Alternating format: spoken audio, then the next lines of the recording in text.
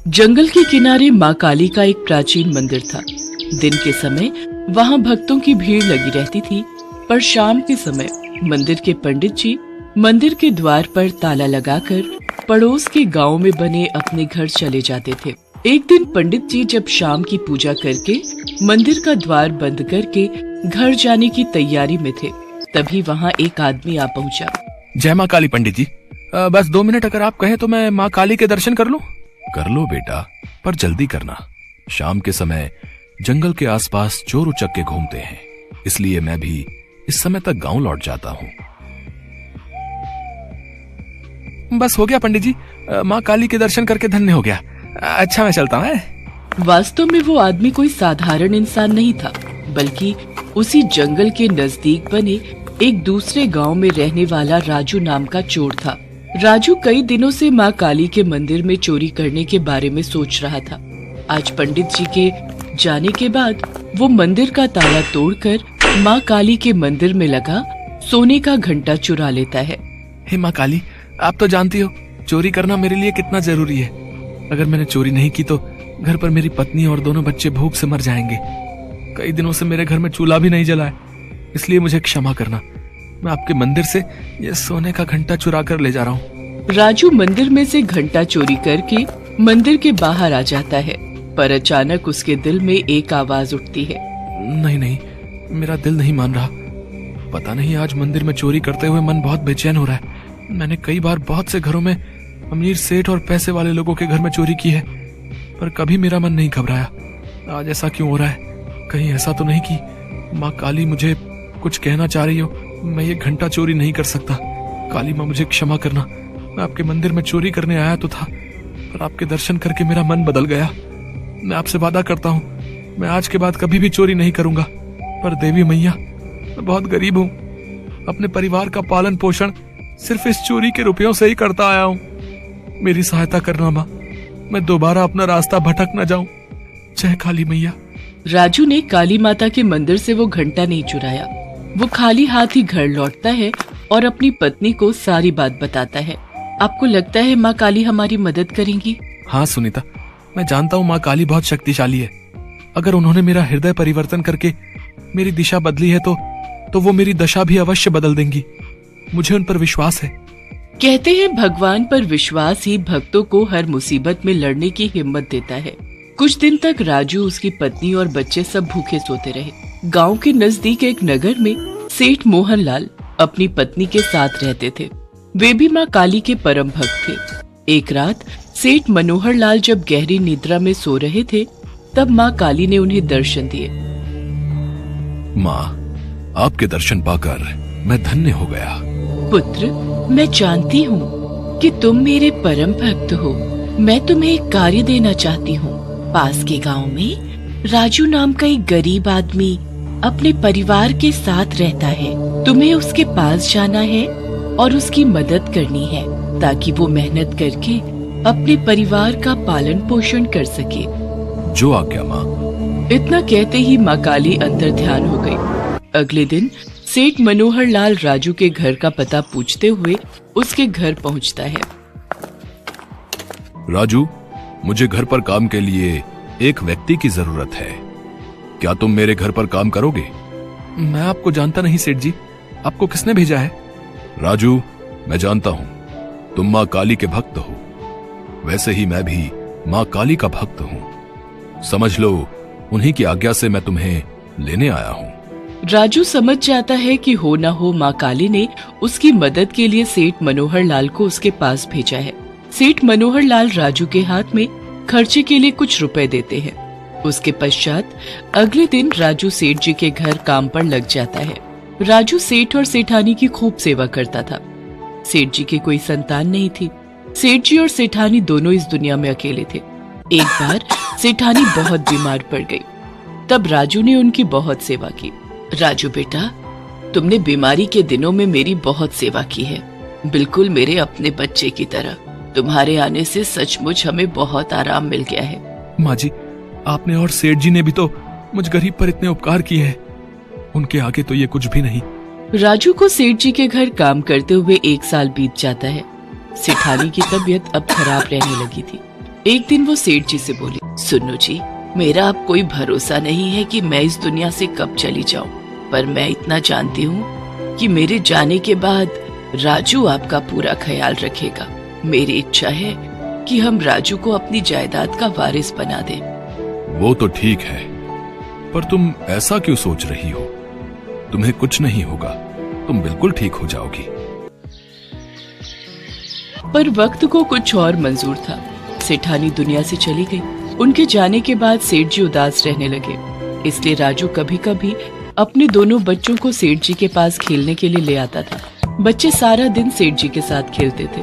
पिंकी बिटिया, बंटी बेटा, देखो मैंने तुम दोनों के लिए कितने सारे खिलौने मंगवाए हैं। सेठ जी, ये दोनों बहुत शैतान हो गए हैं। आप इनके लिए रोजाना कुछ न कुछ मंगवाते रहते हैं और ये दोनों आपको परेशान करते हैं। चलो बच्चों, अब घर चलो। नहीं बापू, हमें दादाजी के साथ और खेलना है। मुझे भी बापू दादा के साथ खेलना है। बच्चों की मीठी मीठी और कोमल बातें सुनकर सेठ जी की आंखें भर आती हैं और वो राजू से कहते हैं, राजू, तुम सबका साथ पाकर मेरा परिवार पूरा हो गया। सेठानी की इच्छा थी कि हमारी जायदाद के वारिस तुम बनो, और आज मैं सेठानी की इच्छा को पूरा करना चाहता हूँ। जब तक मेरी जिंदगी के दिन बचे हैं, मैं तुम सबके साथ गुजारना चाहता हूँ। अब से तुम कानूनन मेरे बेटे बनकर इस घर में रहोगे। मैंने वकील साहब को बुलवाकर सारी जायदाद तुम्हारे नाम कर दी है बेटा। सेठ जी, आप ये कैसी बातें कर रहे हैं? मुझे आपसे कुछ भी नहीं चाहिए। आपका इतना प्यार पाकर मुझे सब कुछ मिल गया। माँ काली ने आपसे मिलवाकर मेरे जीवन में ढेरों खुशियां दे दी। मुझे कुछ नहीं चाहिए सेठ जी। बेटा, मैं नहीं चाहता कि सेठानी की इच्छा अधूरी रह जाए। क्या तुम सेठानी को अपनी माँ नहीं मानते थे? सेठ जी की बातें सुनकर राजू रो पड़ता है। अब राजू अपने परिवार के साथ सेठ जी का बेटा बनकर उनके घर में ही रहने लगा। जिंदगी के आखिरी वक्त में सेठ जी ने बेटा बहू और पोते पोती का सुख देख लिया और इस दुनिया से चले गए। राजू एक बेटे की तरह सेठ जी का अंतिम संस्कार करता है। अपनी मेहनत और ईमानदारी से राजू एक चोर से एक अच्छा इंसान बन गया और आज माँ काली की कृपा से उसकी दिशा और दशा दोनों बदल चुकी थी।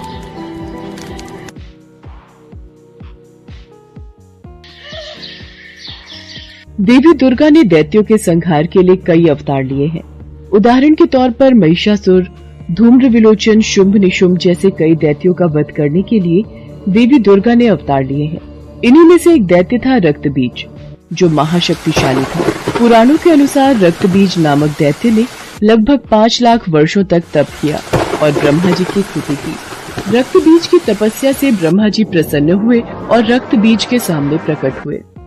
मैं तुम्हारी तपस्या से प्रसन्न हूँ, कहो क्या चाहिए?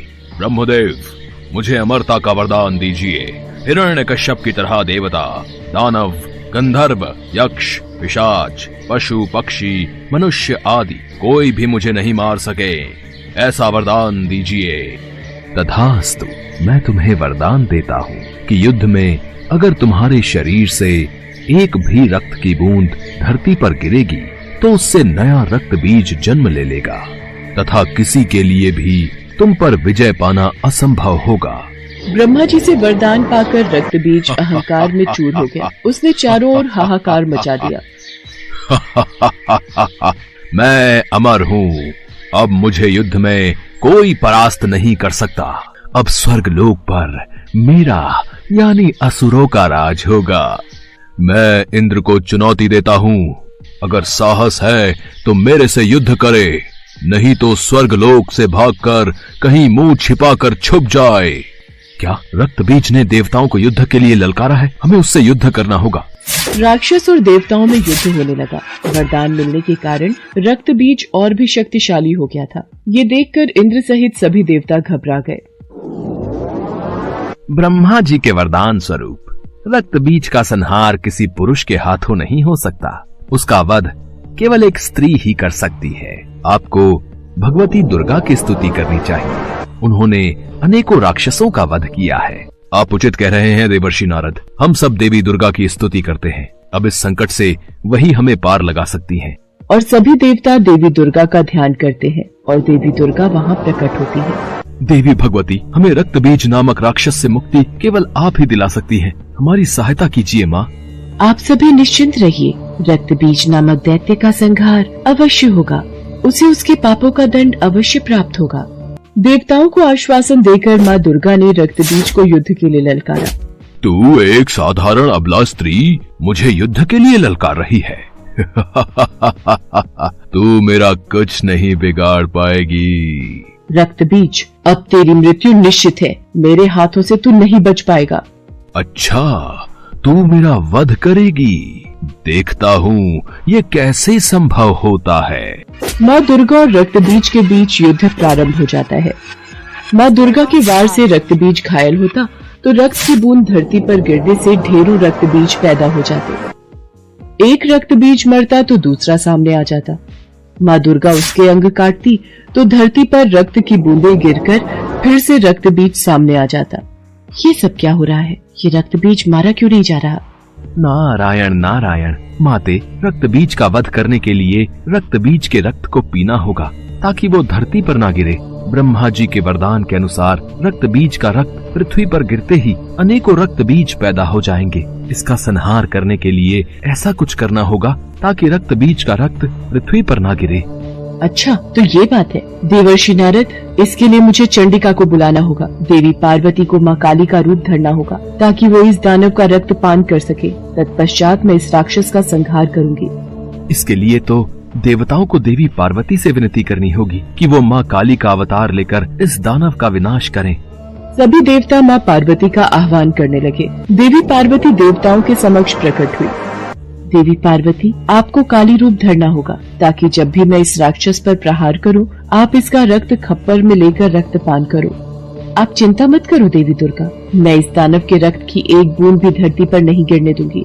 देखते ही देखते माँ पार्वती ने काली का रूप धर लिया, जिन्हें देख दानव तो क्या देवता भी थर थर कांपने लगे और उनके समक्ष हाथ जोड़े खड़े रहे।